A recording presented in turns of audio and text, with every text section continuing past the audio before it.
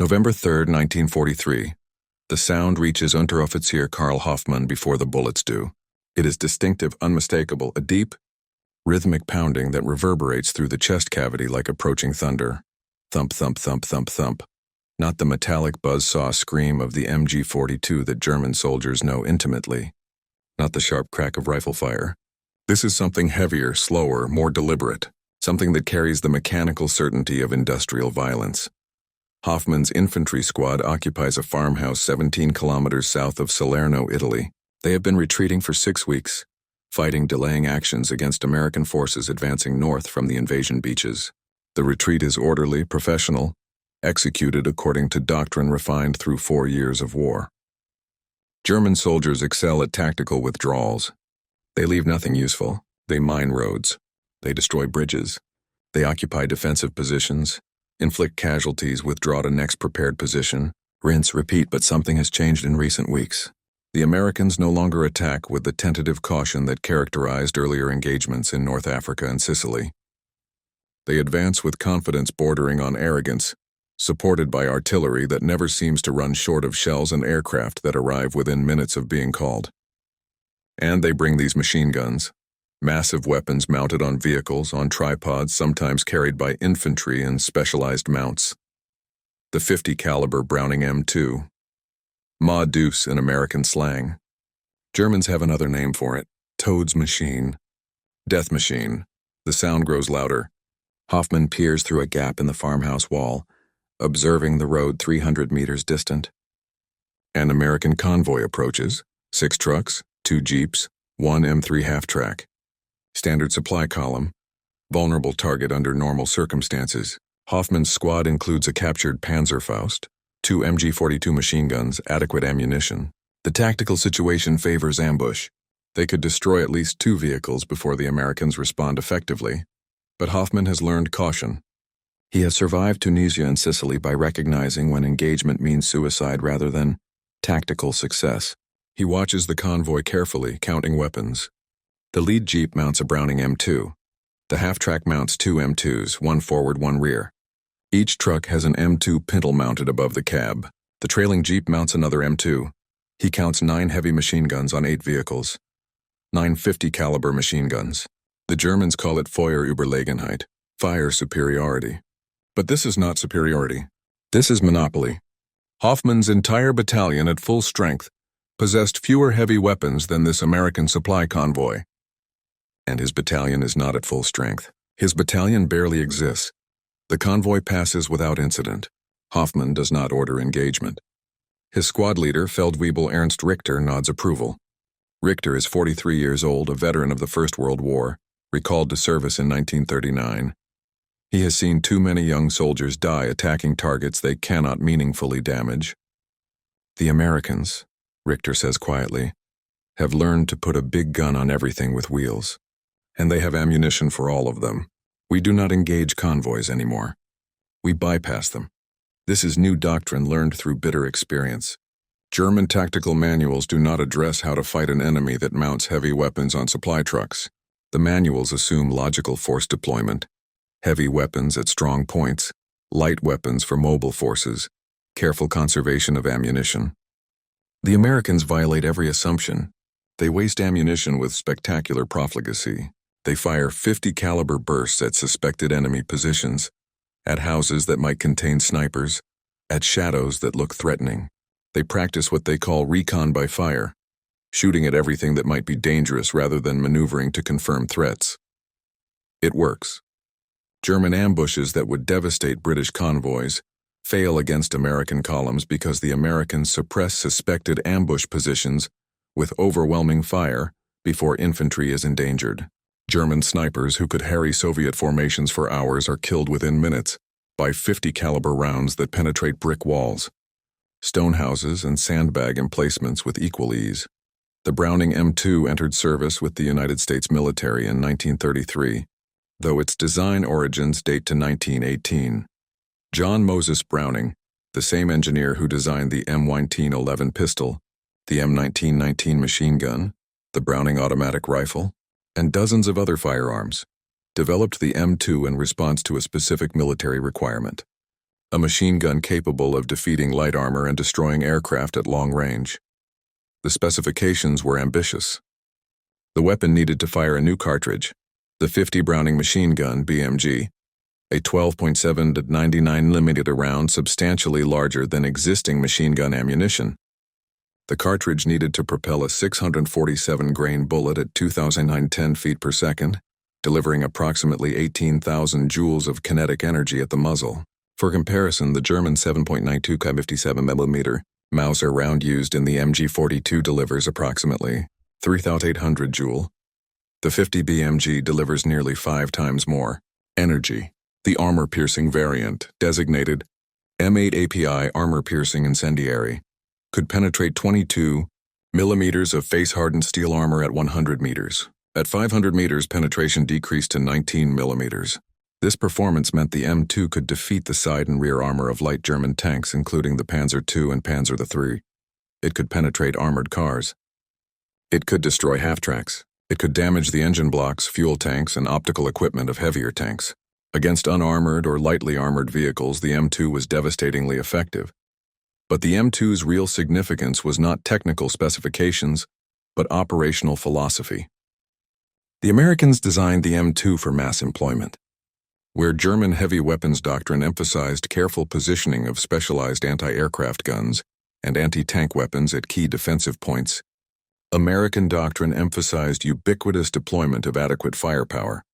Put a 50 caliber machine gun on every vehicle, give every platoon access to M2 firepower, ensure ammunition is always available. Except that this approach requires enormous logistics investment. Build the logistics to support it. Production statistics reveal the scale. Between 1921 and 1945, American manufacturers produced approximately 3 million M2 Browning machine guns. General Motors alone manufactured over 1 million units.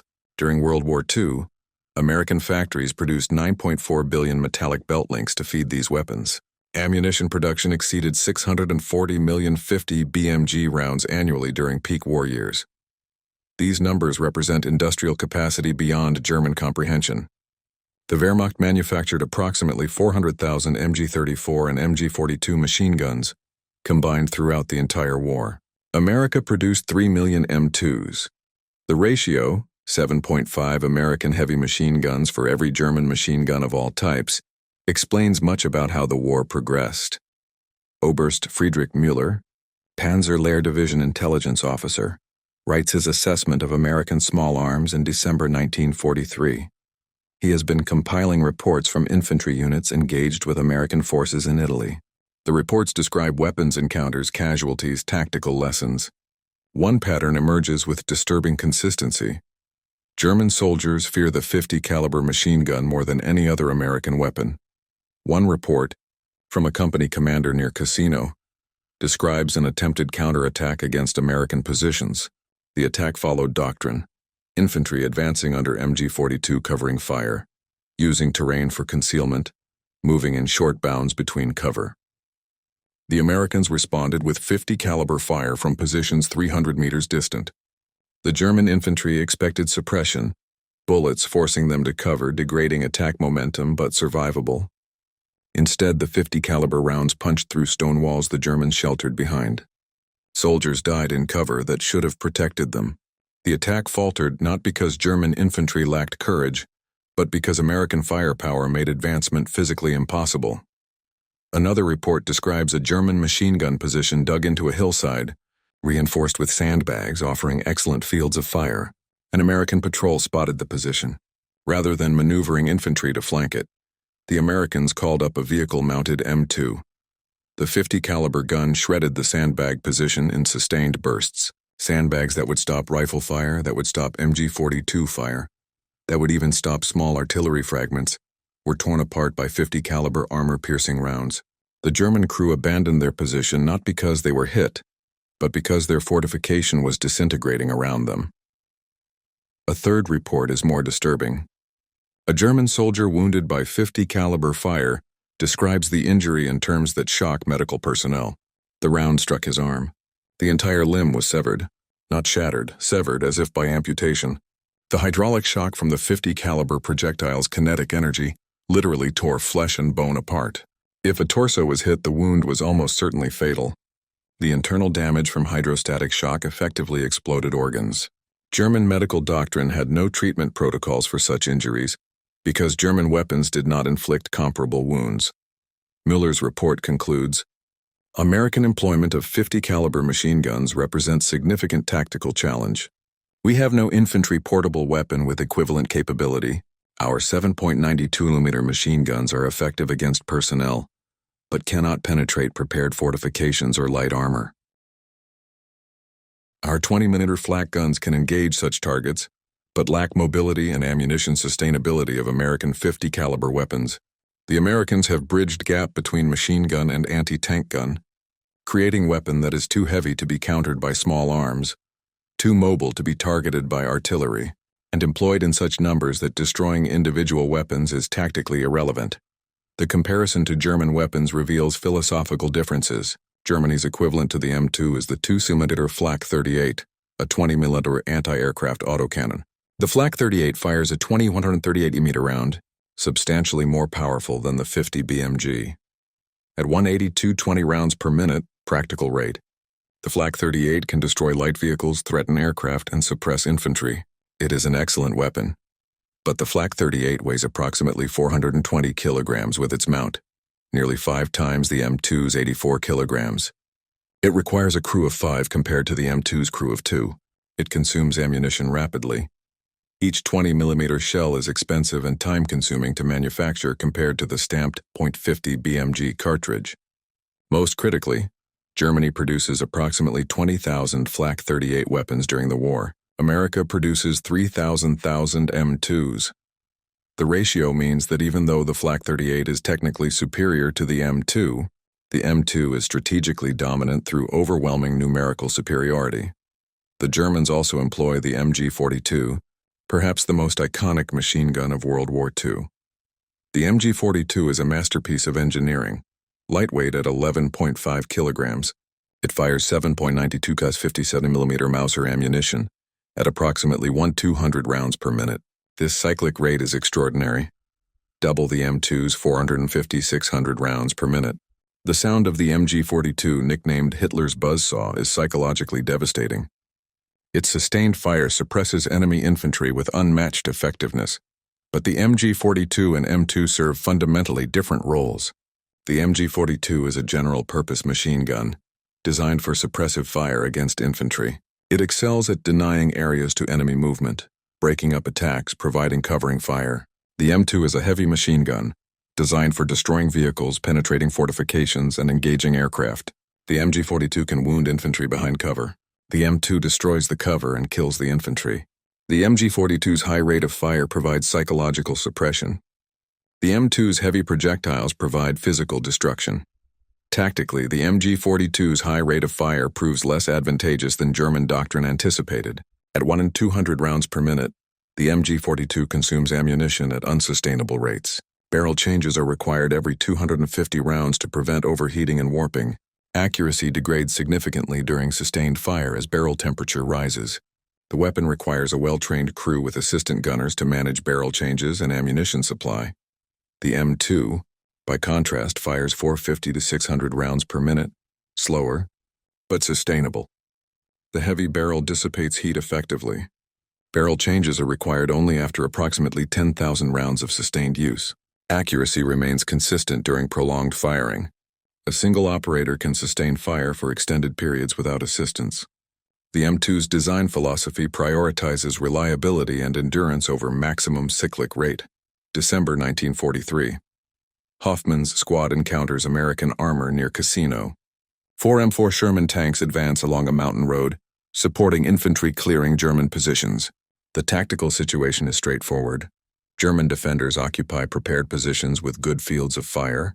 The Americans must advance through a natural choke point. Under normal circumstances, this favors the defense. Hoffmann watches the American approach. Each Sherman mounts an M2 Browning on the turret. The lead Sherman also tows an ammunition trailer, unusual for armor operations but logical given American supply abundance. As the Shermans advance, their 50 caliber guns methodically suppress suspected German positions. They do not wait for German fire. They do not attempt to identify targets precisely. They simply pour 50 caliber rounds into every building, every rock outcropping, every patch of vegetation that might conceal defenders. The suppressive fire is not particularly accurate. But accuracy is irrelevant when shooting at houses. The 50 caliber rounds punch through stone walls, shatter roof tiles, tear apart wooden support beams. German soldiers in these buildings face impossible choice: remain in position and be killed by fire penetrating their cover, or abandon position and be killed by Sherman main guns when they move. Most choose to withdraw before engagement, ceding ground without significant resistance. This is the M2's strategic effect. It does not merely kill enemy soldiers, though it does that effectively. It denies enemy defensive positions by making those positions untenable. A German machine gun nest that could delay a British company for hours is suppressed in minutes by American .50 caliber fire. German infantry that could hold buildings against Soviet assaults abandon them preemptively when facing American armor with M2 support. Hoffmann's squad does not engage the Shermans. They withdraw to fallback positions 3 kilometers north. This becomes standard procedure. Avoid American armor with 50 caliber support. Engage only when tactical situation provides overwhelming advantage. Prioritize survival over futile resistance. The Wehrmacht is learning that courage cannot overcome firepower, that tactical skill cannot compensate for material disadvantage, that disciplined German infantry are simply outmatched by American soldiers with unlimited ammunition and heavy weapons on every vehicle. January 1944. Production reports from American arsenals document M2 Browning manufacturing. General Motors produces approximately 45,000 M2s per month. Additional production from Colt, Rock Island Arsenal, and other manufacturers increases monthly output to approximately 75,000 units during peak production. This tempo means America produces more M2s in 3 months than Germany produces MG42s in an entire year. The ammunition production is equally staggering. Lake City Army Ammunition Plant in Missouri produces 50 BMG ammunition at rates exceeding 50 million rounds annually. Frankfurt Arsenal contributes additional production. Twin Cities Arsenal manufactures components. The combined output ensures that American forces never experience ammunition shortages. Quartermaster depots maintain stockpiles sufficient for sustained combat operations without resupply. This logistical abundance enables tactical doctrine that German planners consider wasteful. Fire first, ask questions later. American training manuals for the M2 emphasize sustained fire and generous ammunition expenditure. Doctrine recommends firing 25 50-round bursts at suspected enemy positions. If no return fire is observed, fire additional bursts. If return fire is observed, suppress with sustained fire while maneuvering other elements. The manuals assume ammunition is essentially unlimited. German training manuals, by contrast, emphasize fire discipline and ammunition conservation. MG42 gunners are trained to fire short bursts of 5 to 7 rounds. Sustained fire is reserved for immediate threats. Ammunition expenditure is carefully tracked. The manuals assume ammunition is always scarce. These contrasting doctrines reflect economic realities. America can afford generous fire doctrine because American industry produces ammunition in quantities that make individual rounds strategically irrelevant. Germany must conserve ammunition because German industry cannot sustain high expenditure rates. The result is that American soldiers fire perhaps 10 times as many rounds per engagement as German soldiers. This creates psychological as well as tactical advantage. German soldiers facing American firepower feel outgunned even when they are not. Outnumbered. April 1944, the U.S. Army Air Forces employ the A&M-2 variant of the Browning 50 caliber for aircraft armament. The A&M-2 is a lightened version of the ground M2HB, heavy barrel, optimized for aircraft installation. It weighs 27 kilograms compared to the M2HB's 38 kilograms. The reduced weight comes from a thinner barrel that relies on airflow cooling at altitude. Cyclic rate increases to 750-850 rounds per minute. 6 A&M-2 guns constitute standard armament for the P-51 Mustang fighter. 8 guns arm the P-47 Thunderbolt. 10 or more guns arm B-17 and B-24 bombers. This standardization provides significant advantages. Ammunition is interchangeable between ground and air forces. Spare parts are compatible across services. Training is unified. Maintenance procedures are identical. When American ground forces capture German airfields, They can use captured German aircraft ammunition occasionally, but they never need to because American supply chains ensure 50 BMG ammunition is always available. German aircraft armament is more complex. Fighters employ 7.32 mm MG-17 machine guns, 30 MG-131 machine guns, 30 MG-131 cannons, and 30 mm Mk-108 cannons, 4 different ammunition types requiring separate supply chains, training programs, and maintenance procedures. This diversity provides tactical flexibility, but logistical complexity. German airfields must stock multiple ammunition types. Armored must be trained on multiple systems. Production is divided among several weapon types rather than concentrated on one optimal design. The Americans chose simplicity and standardization. The .50 caliber. Browning is not optimal for every role. 20 mm and 30 mm cannons deliver more destructive power per hit. But the .50 caliber is adequate for most roles and superior for many. It destroys light and medium fighters reliably. It damages heavy bombers sufficiently. It is light enough for multiple installations on single aircraft. Most importantly, it is produced in quantities that make every American aircraft a serious threat. June 6, 1944. D-Day. American forces landing on Omaha and Utah beaches bring M2 Brownings ashore in extraordinary numbers. Each Sherman tank mounts one M2. Each half-track mounts one or two. M2's M3 armored cars mount multiple M2s. Even Jeeps are frequently fitted with pedestal mounts for M2s. Within days of the landing, American forces have more .50 caliber machine guns in Normandy than Germany has 20 mm flak guns in all of France. The tactical impact is immediate. German counterattacks that rely on infiltration tactics, small groups of infantry moving under cover, attacking weak points, withdrawing before American artillery responds, are shattered by .50 caliber fire. American convoys that should be vulnerable to ambush prove nearly invulnerable because every vehicle has heavy weapons. German snipers who could dominate areas for hours are suppressed in minutes by .50 caliber fire that destroys their concealment.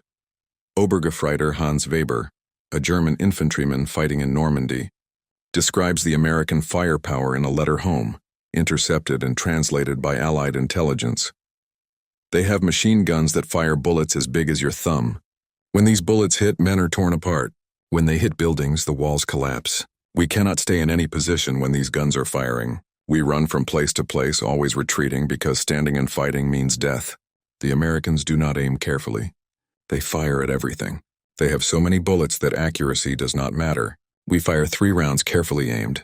They fire 300 rounds in every direction.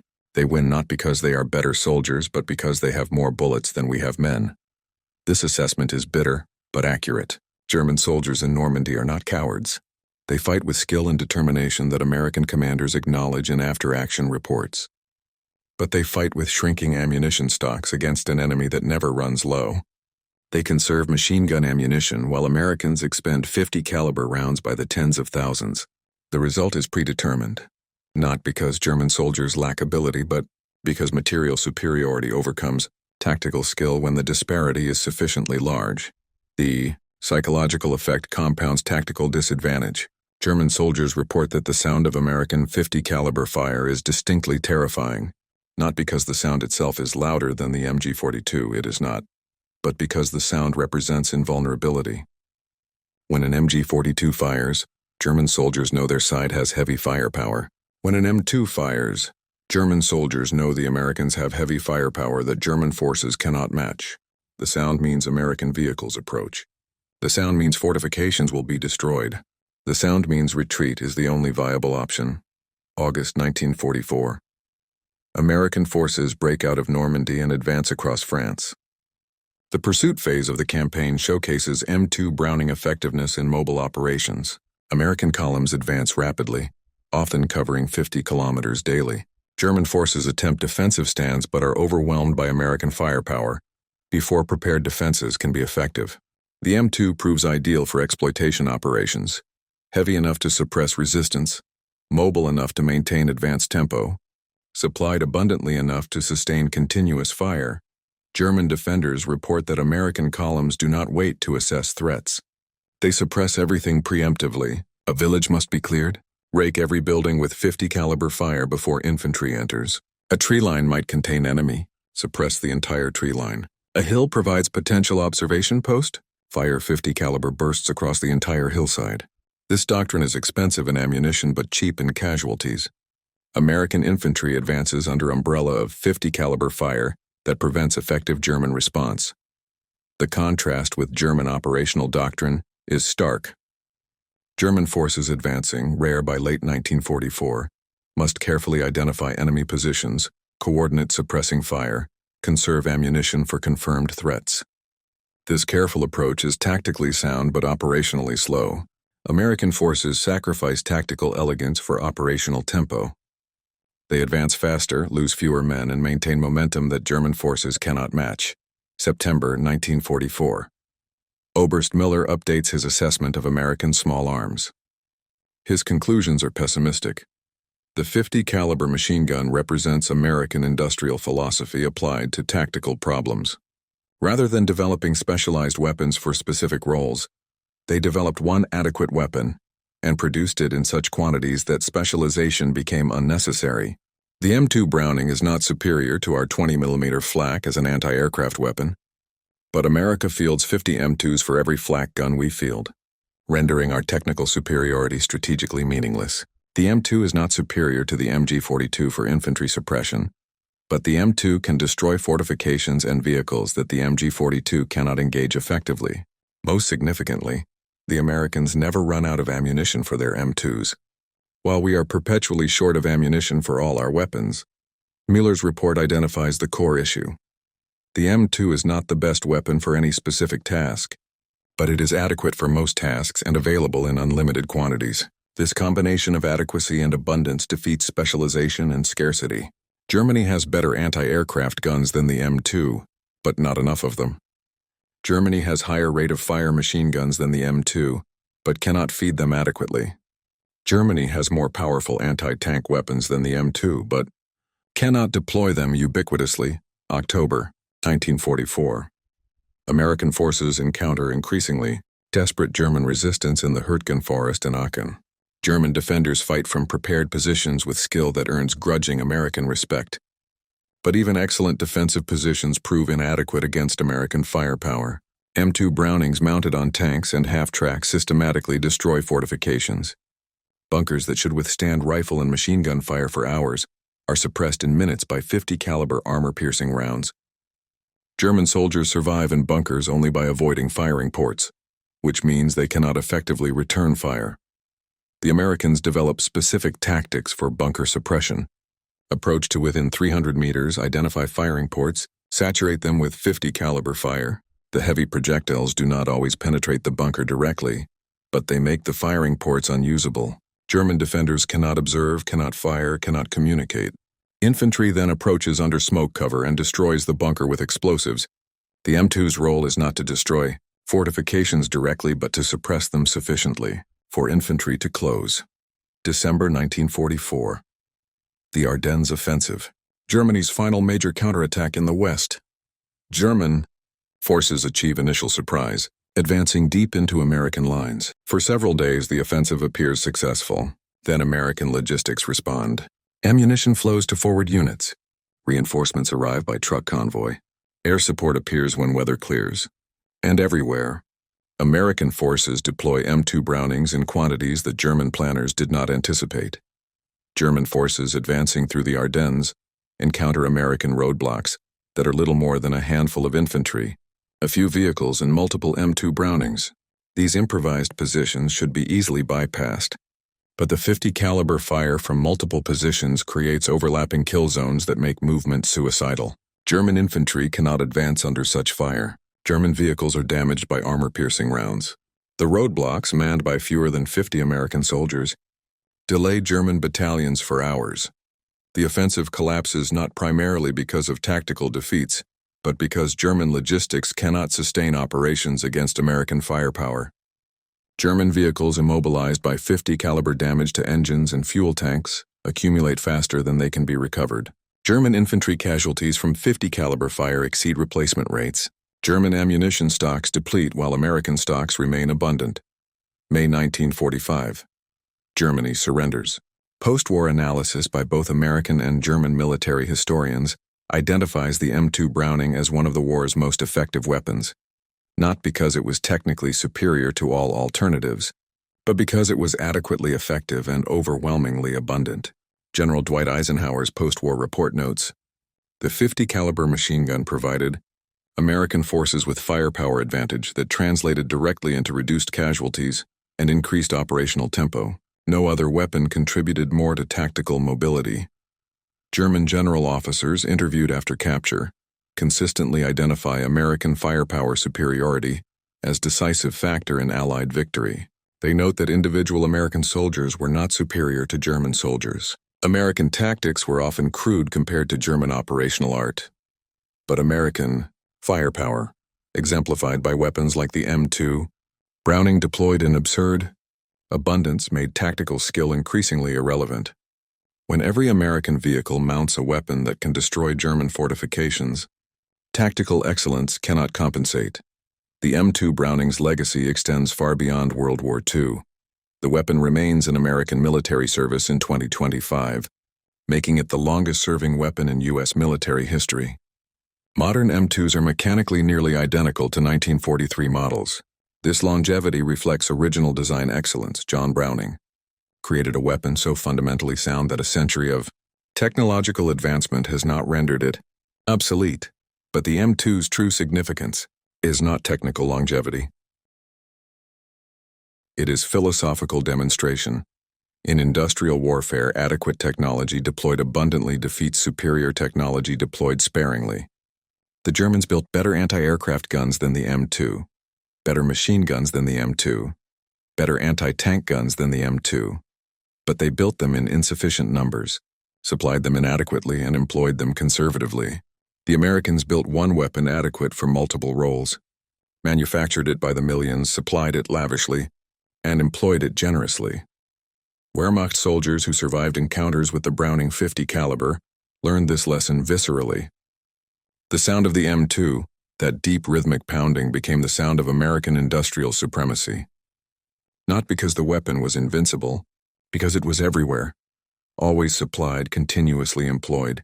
German soldiers facing .50 caliber fire understood with terrible clarity that they were fighting not merely an enemy army, but an industrial system that could produce weapons and ammunition faster than German forces could destroy them. So the M2 thundered across Europe and the Pacific, fired from vehicles and aircraft in static positions, consuming ammunition at rates that German logisticians considered criminally wasteful, achieving effects that German tactics could not counter. It was not elegant. It was not sophisticated. It was simply adequate, abundant, and unstoppable, like the American industrial machine that created it. The Germans never built firepower like it because they never conceived of firepower as industrial output multiplied by logistical capacity. They built weapons. America built systems. The distinction proved decisive.